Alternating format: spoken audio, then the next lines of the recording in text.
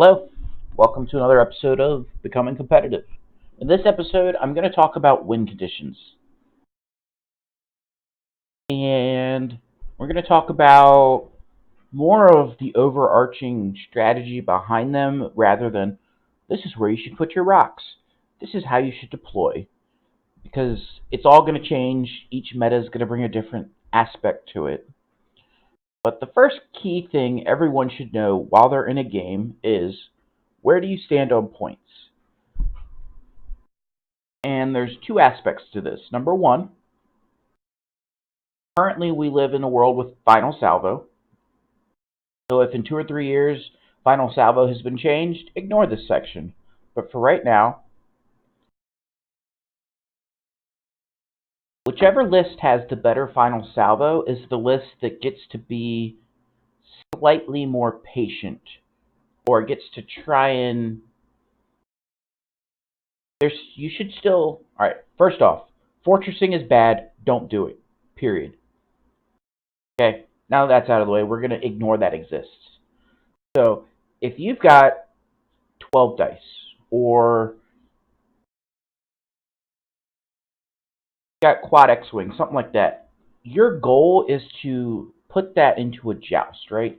If you've got a giant list with a lot of final salvo, like the quad X-wing versus something, you're just trying to straight up joust the enemy and have all your guns fire in the first volley. So that's your goal. If that means you guys need to fly around the board for 5, 6, 7 turns, trying to jockey to see who's going to get in where, that's fine. Because the onus is on the player that doesn't win final salvo to kind of force an engagement a little bit. So final salvo does play a little role there. However, I found in most of my games it's not an issue of forcing an engagement. Most players just want to fight. But occasionally that will be an issue, especially when you've got really dancy ships versus really stalwart, just lumbering ships. A lot of times there will be some dance going on. And just know, final salvo, whoever's ahead there, is going to dictate kind of where the fight takes place.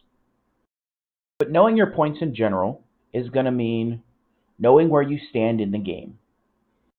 So the best way I've ever seen this run from a tournament aspect was Paul Heaver at the Nova Open made everyone on an index card write each of their ships, their point value for total kill, and half, and you were required to have that index card with you at every table. Both players would stick it on the side in the middle so we could both see, each person's list values, and you just go. Because you should know if you're ahead or behind on points killed. Now, for just sheer enjoyment of the game, I rarely actually look at points killed values until after the first round or two of combat has concluded, or even the first 3 or 4 rounds. Like, say we engage pretty quickly, and we've got an early scrum, a lot of damage, but we're still going to stay engaged for 2 or 3 more rounds, and that only puts you like 45 minutes into the game. Before that, knowing the points don't matter as long as you're constantly engaged, because stuff's going to keep changing. And whether you're ahead or behind, it's not going to change your strategy, because once you're in an engagement, you kind of need to stay committed for the most part, or else you're just going to give up a lot. But all of a sudden, because in every fight, there's that point where you have the choice of committing to another engagement and prolonging it, or a clean break and coming around for a re-engage. When you get to the point of the game where you're going to actually break off or have a point to break off safely, that's where you need to actually start becoming aware of where you stand. If you have a solid lead, now all of a sudden you want to protect that lead. It doesn't mean fortress or anything like that. What it means is you all of a sudden want to become very cautious on how you engage and why you engage and what you're doing. And you want to make sure if you're engaging and where you're engaging, you're going to be able to, 1, not give up points, or 2, trade points efficiently.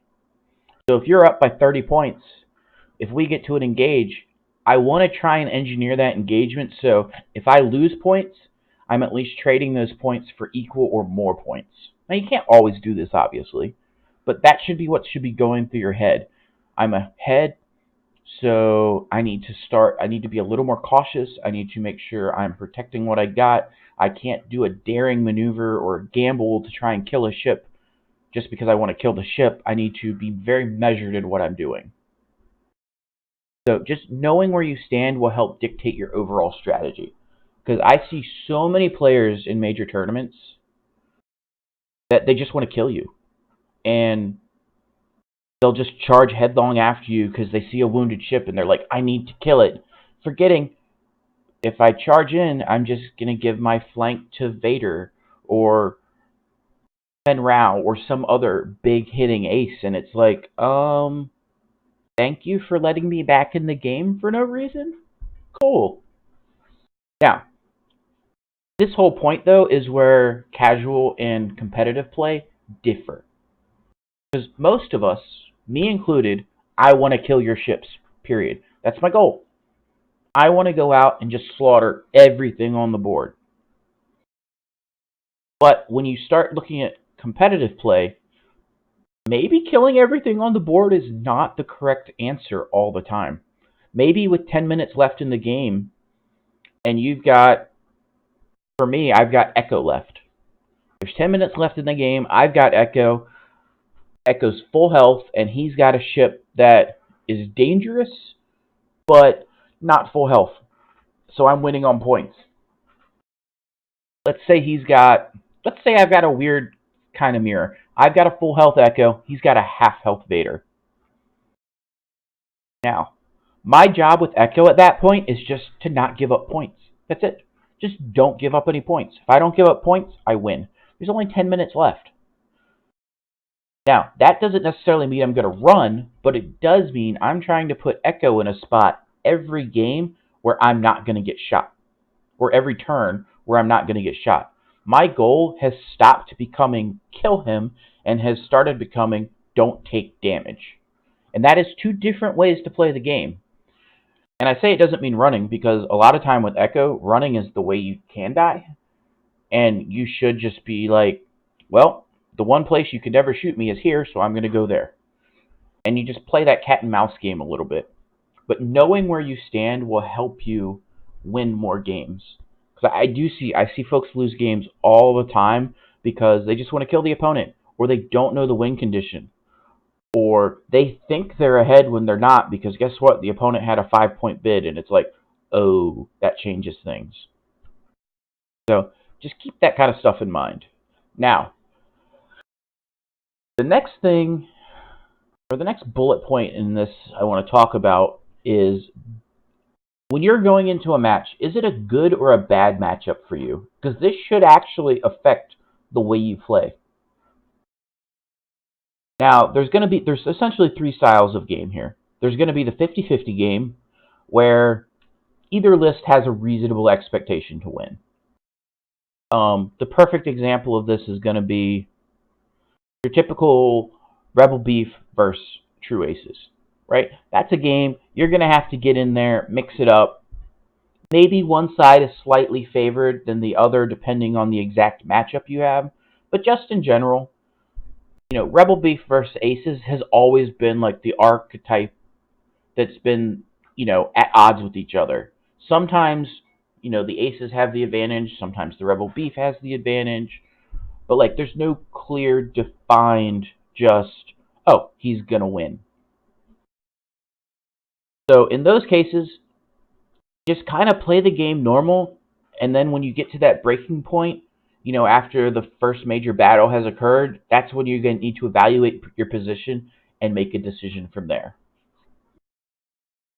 Now, the other two are going to be your good matchups and your bad matchups. So if you have a good matchup,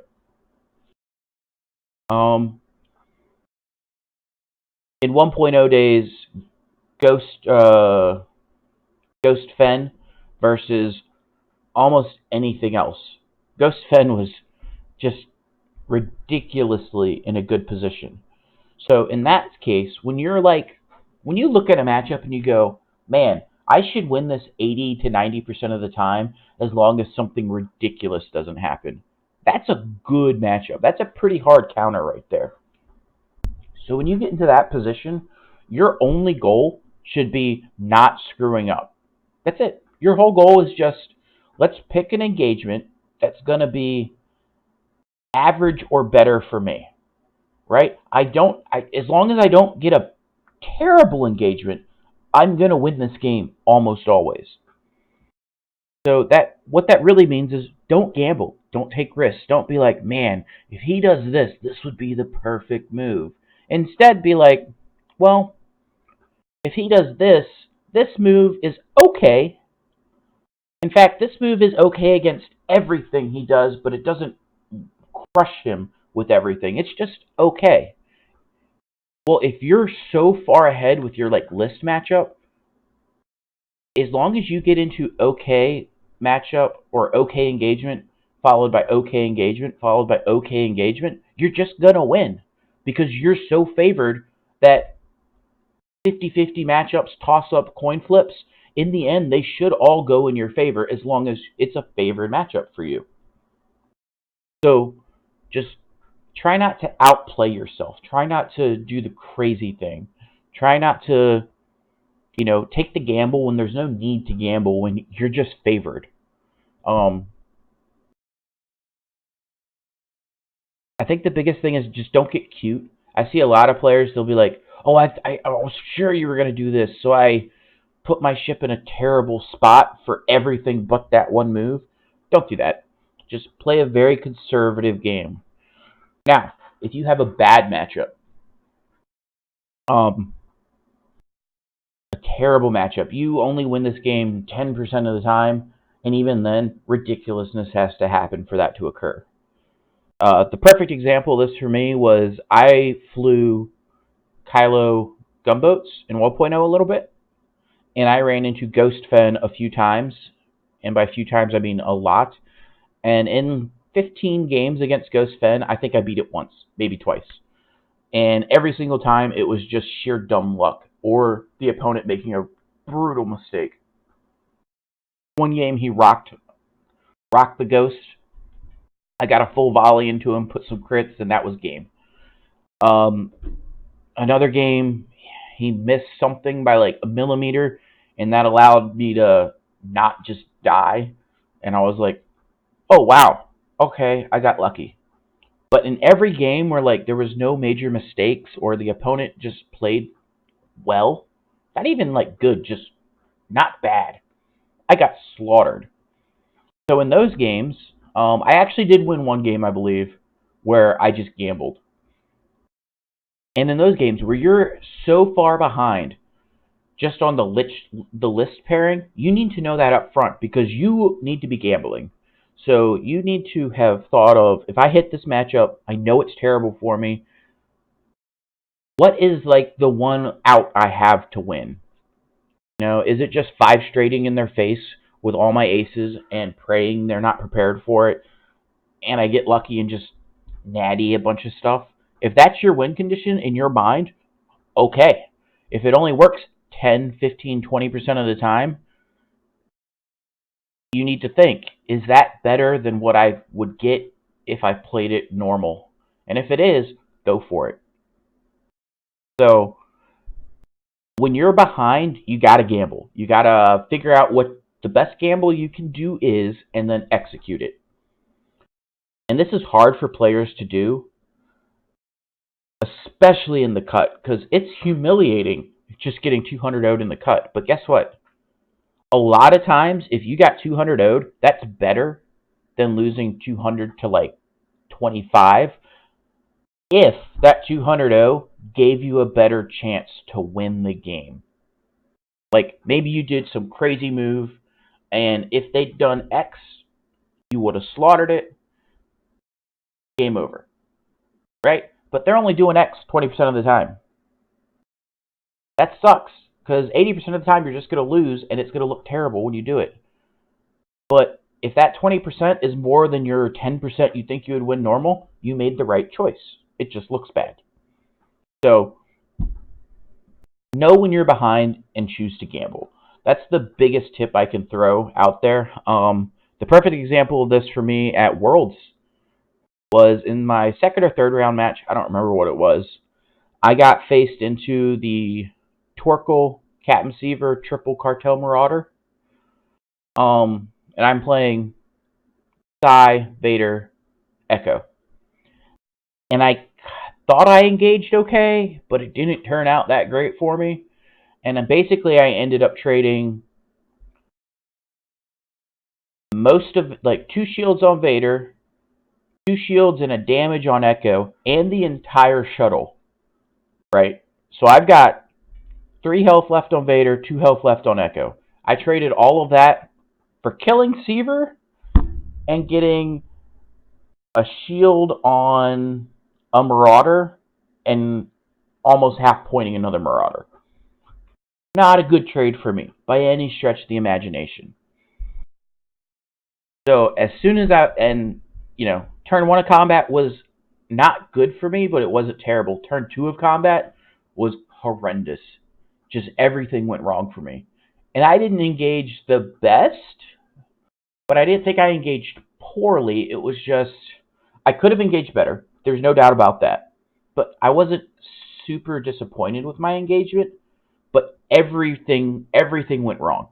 Like, his naked shots were 4 dice, were hitting max hits. My defense was just blanking. His defense was perfect. It was just the conglomeration of, oh, this is bad for me. And so what I did there was, this is the third, after 3 turns. We're 15 to 20 minutes into this game. In my mind, I said, I should lose this game from this point going forward 90 to 95% of the time. So I said, what can I do to give myself a better than 5 or 10% chance to win? And in my head, the only thing was, we're going ham with our aces. Both my aces got right in the middle. I'm sitting just in the cluster, bumping things, not caring. And, well, he was not expecting it. He K-turned a bunch of stuff. So all of a sudden, one of my aces bumped, another ace bumped, but I now have PS ability. Like, I'm a higher PS than him. My Echo took a range 1 shot on a dude. I rolled, it was like hit double crit blank, just natural.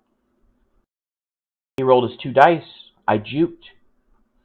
He had lost 1 shield, and that hit crit ended up being a fuel leak into direct, and it killed the Marauder. I was like, holy crap. So I one-shot that Marauder. Vader had his lock on another guy. Hit crit into his hull. He ended up getting double weapons failure with the 2 crits, so he still got a shot, but his range 1 shot, and this was the guy that had the focus, his range 1 shot into Echo, who was wounded and possibly was going to die. Now all of a sudden he only had a 2 dice range 1. And all of a sudden I just completely swung that game in 1 round. Because I was like, whatever. He's either going to kill Echo and possibly kill Vader here, or I'm going to change the game. And I did. And I ended up coming back to win that game somehow. But it was because I recognized really early, 3rd turn, I was like, I am so far behind in this game, I just have to throw caution to the wind and say, I'm going to lose in 25 minutes, or I'm going to do something big and give myself a chance to win. And I did. Now, this next point is a thing players, and this my last little story there kind of is what this next topic is, but the match can change. So let's say you go into a matchup and you're super confident, right? You're like, oh, good, I hard counter this list, should be easy sailing. Well, all of a sudden, your opponent does that crazy gamble. He crazy Ivans, does whatever at you, and you're like, oh, crap. I just lost my 80-point ace, and now I've got less than 2/3 of my list, and not even the good 2/3 of my list. I got the support ship and a mediocre ace left. It's like, come on, what am I going to do now? Well, the question shouldn't be, what am I going to do now? Well, that should be the question, but it shouldn't be, come on, gosh. It should be, wow, I just went from a huge favorite and now I'm way behind. So guess what? Now it's my turn to gamble. He gambled and it paid off. Now I got to return the favor, or at least attempt to. So knowing when things swing from good to bad is important. And equally important is knowing when things swing from bad to good. And this is the biggest thing I see happen because I like to fly aces. And a lot of times the aces will enter a match and just be hugely favored as long as the ace player doesn't make a mistake. So I'll go into the game and they know they're behind, so they're going to gamble. And when they start gambling, that means every once in a while that gamble's going to pay off. So I've had games where I lose Echo turn 1 or 2 because I put her in some weird niche spot and all of a sudden all 4 of his guns are pointed at her and I'm like, Cloak, please don't kill me. And Echo dies. Now he's going, holy crap. First round of shooting, I got the biggest scary thing off the board. I'm in great shape. And the game has swung from me being a pretty good favorite to my opponent being in good shape. And the problem is, if he doesn't realize the game has swung in his favor and he continues in his aggressive manner, he's going to keep giving me those openings. So if you're a huge underdog, you make your gamble and it pays off, now you need to reevaluate. Hold on. I'm now the favorite. And what do you do when you're the favorite? You play cautious. You be patient. You try and not allow their gambles to pay off. Because if you're the favorite and you keep gambling, you're just giving your opponent more opportunities to come back. So as soon as it switches from you're the huge dog to you're the huge favorite, you got to change your play style. And this may occur a couple times in a game. Normally it's one big swing, maybe a second big swing. Normally it doesn't seesaw back and forth too much, because if it's seesawing, that should just be a 50-50 game where you both shouldn't really think you're ahead. But just know, your mindset needs to change as the game's progressing. If you're ahead, gamble time. But as soon as you or when you're ahead, it's cautious, conservative, just make the best play you can time. When you're behind, now we're gambling. Now we might put a suboptimal play because if it works, kudos. All right. So, kind of gone through a bunch of that. Now I want to get to, we're playing to win the game, right? No one's going to a major tournament to lose. You're playing to win the game. Now, a lot of people think if they get ahead and there's only 10 or 15 minutes left, you should run. That's not necessarily always true. If you're running, your ship needs to be 100% faster than the other ship, or can just go in weird spots. It needs to do a lot of things to make sure it never gets shot again. I've definitely seen people run and get chased down by things that shouldn't really be a threat to them, but they just ran. Perfect example is Vader is not the fastest ship in the world. Like, if you're running with Vader, you only got 2 afterburners. You don't get to boost a lot. So if it's Vader versus a PS2 X-Wing, say the X-Wing's full health. In my mind, if I've got a full health Vader versus a full health PS2 X-Wing, I'm not trying to run away from this X-Wing. I'm just trying to turn on the X-Wing and kill it. Because to me, staying engaged with that X-Wing is safer than running. Because if I run, that means the X-Wing's going to be behind me.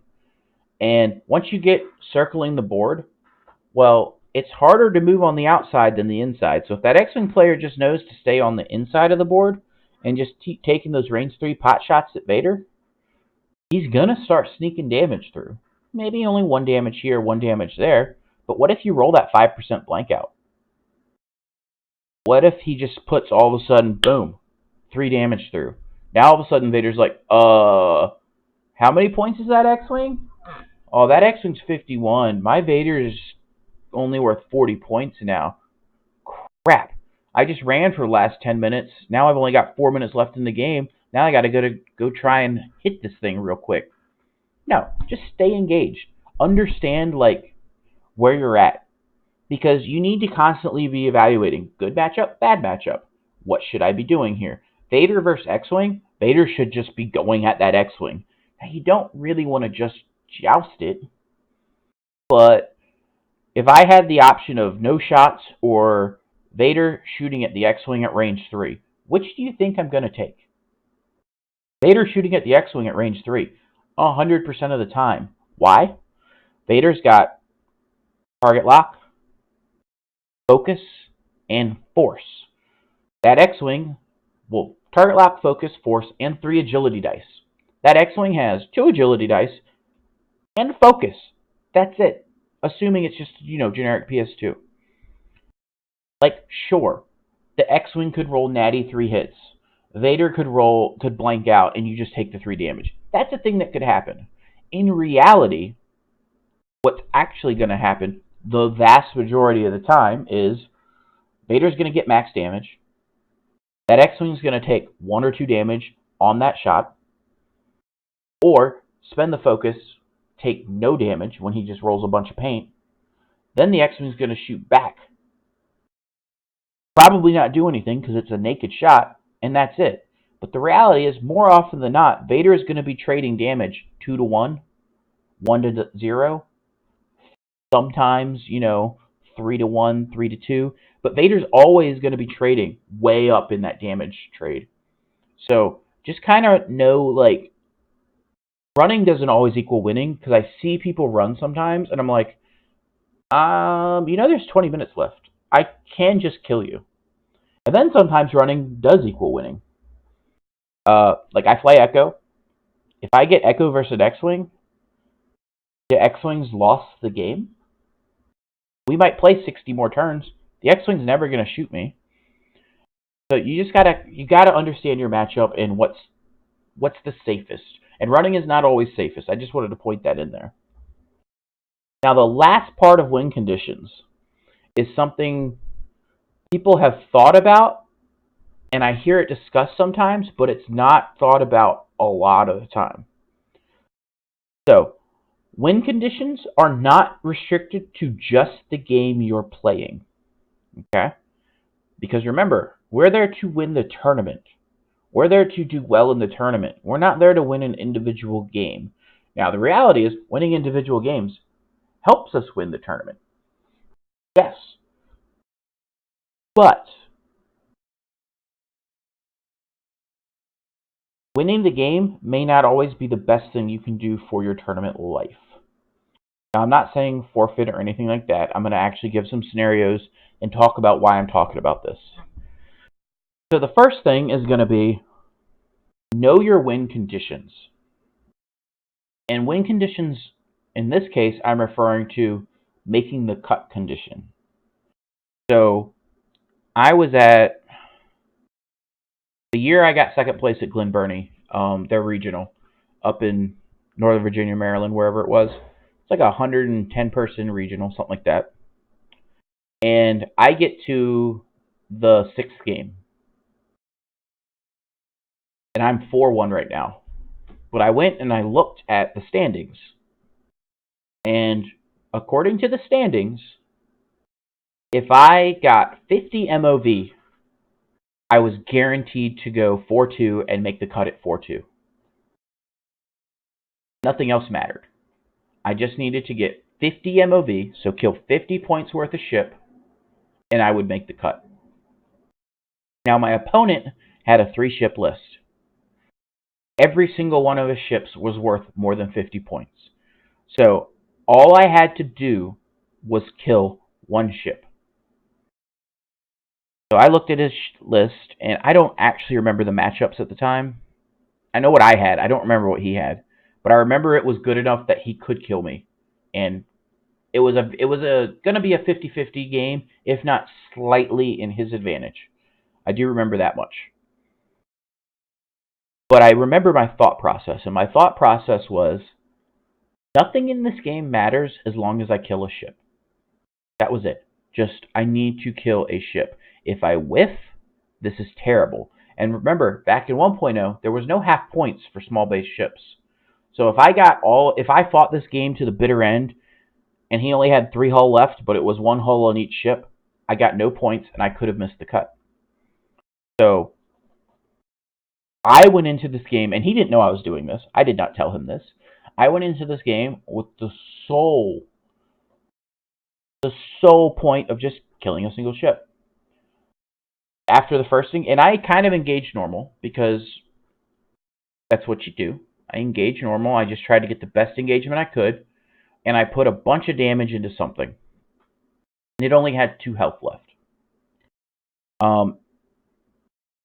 So the very next turn, and I believe my 2 gunboats were PS2s along with whatever he had, so there was going to be mutual fire if one of my ships died. So the next turn, normally I would not have did what I did. I turned into the teeth with, all my ships. I knew there was going to be a bomb there. I knew there a bunch of stuff was going to happen, and it was going to be terrible for me. But I also knew, based on our position, if I made that turn, his wounded ship could not get away from me. And I would have three shots with focus and a reroll against that ship. And it only had like 1 or 2 health left. And I was like, this is fine. I will guarantee kill the ship 99.9% of the time, or some ridiculous amount. I'm going to just ruin my squad by doing it. But I kill the ship, I make the cut.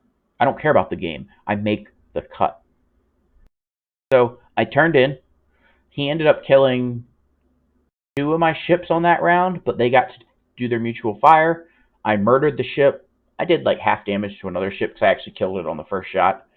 And then from there, he just went to trounce me because I put myself in a terrible spot to guarantee I got that kill.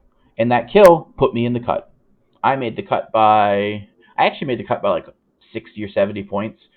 Because to miss the cut, a couple people, I could have gotten 200 0'd and still made the cut, because in order for people to jump me, they would have had to 200 0 their opponent while I got skunked myself. But I was guaranteeing my cut there with that. Now, the other version of a tournament win condition is,